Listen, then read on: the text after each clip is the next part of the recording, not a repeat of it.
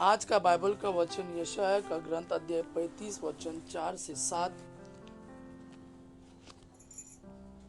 याकूब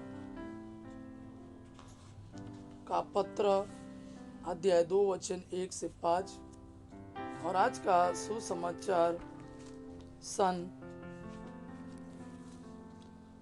मरकुस के अनुसार अध्याय 7 वचन 31 से 37। यशायाह का ग्रंथ अध्याय 35 वचन 4 से 7। घबराए हुए लोगों से कहो, धारस रखो, डरो मत। देखो, तुम्हारा ईश्वर आ रहा है।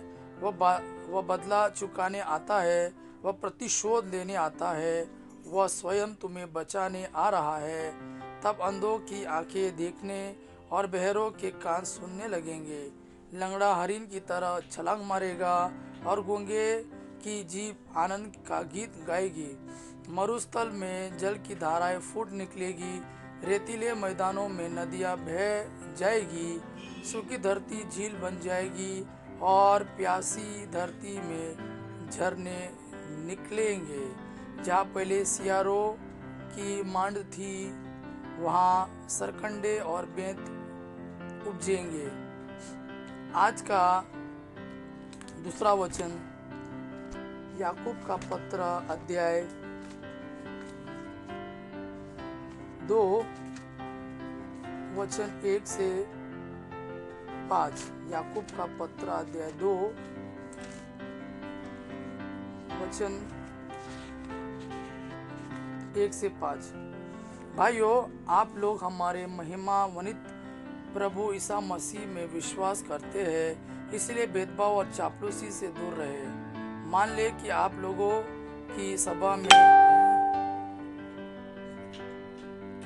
सोने की अंगूठी और कीमती वस्त्र पहने कोई व्यक्ति प्रवेश करता है और साथ ही फटे पुराने कपड़े पहने कोई कंगाल।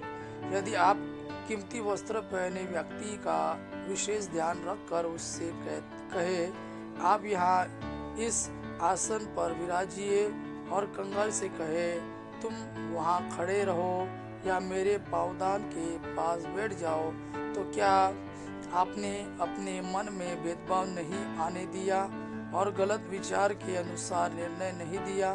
प्यारे भाइयों, सुन ले, क्या ईश्वर ने उन लोगों को नहीं चुना है जो संसार की दृष्टि में दरिद्र है, जिससे वे विश्वास के धनी हो जाए और उस राज्य के उत्तराधिकारी बने जिसे उसने अपने भक्तों को प्रदान करने की प्रतिज्ञा की है? आज का सुसमाचार सन मरकुस के अनुसार अध्याय 7 वचन 31 से 37 तक। ईसा तीरुस प्रांत से चले गए। वे मिसिदोन होकर और देकापोलिस प्रांत पार कर गलीलिया के समुद्र के पास पहुंचे। लोग एक बहरे गूंगे को उनके पास ले आए और उन्होंने यह प्रार्थना की कि आप उस पर हाथ रख दीजिए। ईसा ने उसे भीड़ से अलग एकांत में ले जाकर उसके कानों में अपनी उंगलियां डाल दी और उसकी जीभ पर अपना थूक लगाया। फिर आकाश की ओर आंखें उठाकर उन्होंने आह भरी और उससे कहा, एफ्रता, अर्थात खुल जा।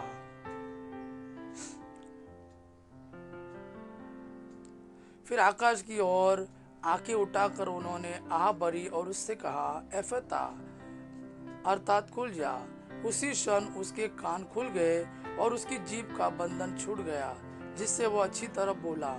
ईसा ने लोगों को आदेश दिया कि वे यह बात किसी से नहीं कहे, परंतु वे जितना ही मना करते थे, लोग उतना ही इसका प्रचार करते थे। लोगों के आश्चर्य की सीमा न रही।